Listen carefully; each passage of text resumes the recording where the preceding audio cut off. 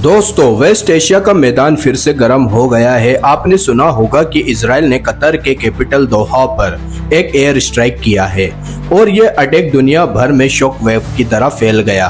सवाल उठता है, आखिर इजराइल ने कतर जैसे एक गल्फ कंट्री के अंदर स्ट्राइक क्यों किया? इसके पीछे वजह क्या थी और इसका रीजनल और ग्लोबल इम्पैक्ट क्या हो सकता है? चलिए इसकी रियलिटी समझते हैं। सबसे पहले बैकग्राउंड देखते हैं। हमास की टॉप लीडरशिप कई सालों से कतर में रह रही है। दोहा हमास और इजराइल के बीच एक मीडिएटर की रोल प्ले कर रहा है, जहां सीज फायर और प्रिजनर एक्सचेंज जैसे टॉक्स होती रही हैं, लेकिन इस दफा इजराइल ने डायरेक्ट कतर की सोइल पर ही स्ट्राइक कर दिया, जिसका टारगेट था हमास के कुछ सीनियर लीडर्स। रिपोर्ट के मुताबिक इसमें कुछ हमास के मेंबर मारे तो गए, एक कतारी सिक्योरिटी ऑफिसर भी शहीद हुआ, लेकिन टॉप लीडरशिप बच गई।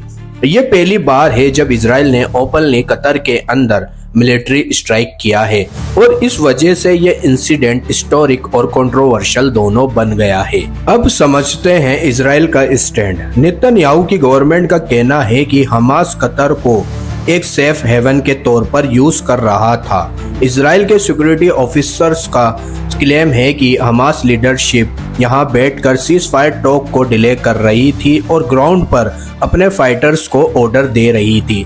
इजराइल का लॉजिक है कि अगर लीडरशिप को ही कमजोर कर दिया जाए तो हमास की डिसीजन मेकिंग पावर टूट जाएगी। मतलब इजराइल के लिए यह स्ट्राइक एक स्ट्रेटेजिक मूव था ताकि हमास के अपर स्ट्रक्चर को डायरेक्ट हिट किया जा सके। लेकिन दोस्तों, हर कहानी का दूसरा पहलू भी होता है। कतर ने इस स्ट्राइक को स्टेट टेररिज्म कहा और अपने सॉवरेनिटी पर एक खुला चैलेंज बताया। कतर का कहना है कि वो एक मीडिएटर था, शांति की बात कर रहा था और इजराइल ने उनके घर के अंदर घुसकर अटैक करके इंटरनेशनल लॉ तोड़ दिया। गल्फ कंट्रीज जैसे सऊदी अरेबिया, यूएई और ईरान ने भी इस स्ट्राइक को कंडेम किया है। इंटरनेशनल फोरम्स में भी इजराइल के खिलाफ आवाज उठ रही है। कतर ने तो हत्या की लीगल एक्शन शुरू कर दिया है अगेंस्ट इजराइल। मतलब अब बात सिर्फ एक मिलिट्री स्ट्राइक तक नहीं रही बल्कि एक डिप्लोमेटिक स्टॉर्म बन गई है। अब सवाल है, इसका इम्पैक्ट क्या होगा? सबसे पहले पीस टॉक्स का फ्यूचर खतरे में आ गया है। कतर मीडिएटर के तौर पर एक सेंट्रल रोल प्ले करता था, लेकिन जब उनके खुद की कंट्री पर ही स्ट्राइक हो गया तो ट्रस्ट कैसे बनेगा? दूसरा इम्पैक्ट रीजनल सिक्योरिटी पर होगा। ऑलरेडी मिडिल ईस्ट एक टिंडर बॉक्स बना हुआ है। गाजा वॉर, लेबनान फ्रंट और ईरान इजराइल टेंशन के बीच अगर अब कतर भी डायरेक्टली इन्वॉल्व हो गया तो पूरे गल्फ रीजन में इनस्टेबिलिटी फैल सकती है। तीसरा, इसके डिप्लोमेटिक रिपरकशंस आएंगे। यूएस और यूरोपियन कंट्रीज एक ऑकवर्ड पोजीशन में हैं क्योंकि कतर उनका अलाई है और इजराइल भी उनका क्लोज पार्टनर है।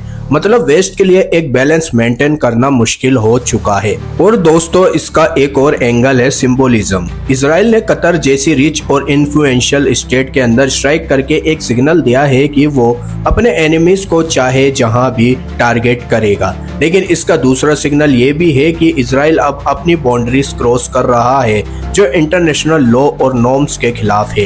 ये स्टेप शॉर्ट टर्म में इजराइल को स्ट्रॉन्ग दिखाता है, लेकिन लॉन्ग टर्म में उसके अगेंस्ट रिसेंटमेंट बढ़ता है। तो कंक्लूजन ये है कि इजराइल का दोहा स्ट्राइक एक टर्निंग पॉइंट है। ये सिर्फ एक एयर स्ट्राइक नहीं था बल्कि एक डिप्लोमेटिक अर्थक्वेक था जिसका आफ्टर शॉक अभी पूरे रीजन में महसूस होगा।